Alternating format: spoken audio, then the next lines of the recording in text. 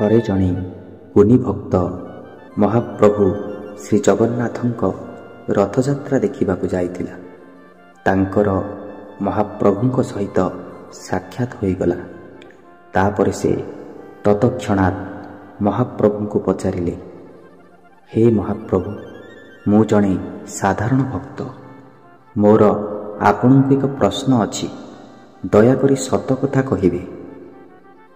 କହିଲେ ଦେଖି ପ୍ରଭୁ, ଆପଣଙ୍କ ଭକ୍ତମାନେ ସବୁବେଳେ ଦୁଃଖ କାହିଁକି ଭୋଗ କରନ୍ତି?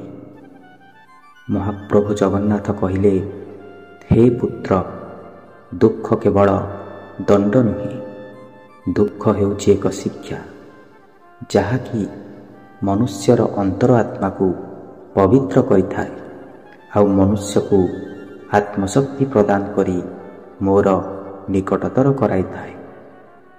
ଭକ୍ତ କହିଲା, କିନ୍ତୁ ପ୍ରଭୁ, ମୁଁ ତ ଆପଣଙ୍କୁ କାୟ, ମନ, ବାକ୍ୟ ଆଉ କର୍ମରେ ସ୍ମରଣ କରେ। ମୁଁ କେବେ ହେଲେ ଅଧର୍ମ ଆଉ ଅସତ୍ୟର ସାଥ ଦେଇନଥାଏ, କିନ୍ତୁ ତଥାପି ଦୁଃଖ କାହିଁକି ମୋ ପାଇଁ? ମହାପ୍ରଭୁ ଜଗନ୍ନାଥ କହିଲେ, ହେ ମୋର ପୁତ୍ର, ଯେଉଁଠି ଆସ୍ଥା ଅଛି ସେଠି ପରୀକ୍ଷା ମଧ୍ୟ ଆସେ।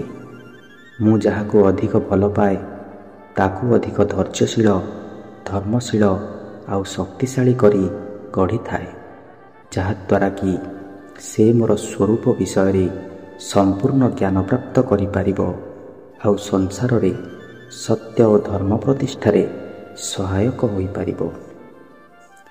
ଭକ୍ତଟି ଅଶ୍ରୁଭରା ଚକ୍ଷୁରେ କହିଲା, ପ୍ରଭୁ, ଆପଣ ମୋତେ କ୍ଷମା କରିଦିଅନ୍ତୁ। ମୁଁ ଆପଣଙ୍କୁ ଭୁଲ ବୁଝିଥିଲି। ମୁଁ ମୋର ଦୁଃଖକୁ ଆପଣଙ୍କର ଅନୁଗ୍ରହ ଭାବେ ଗ୍ରହଣ କରିବି ଏବଂ ସତ୍ୟ ଓ ଧର୍ମର ମାର୍ଗକୁ କେବେ ହେଲେ ତ୍ୟାଗ କରିବି ନାହିଁ।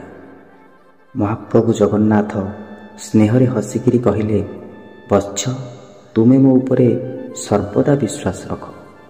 ମୁଁ ତୁମ ସହ ସଦାସର୍ବଦା ରହିଛି, ତୁମର ଦୁଃଖରେ ବି ତୁମର ସୁଖରେ ବି।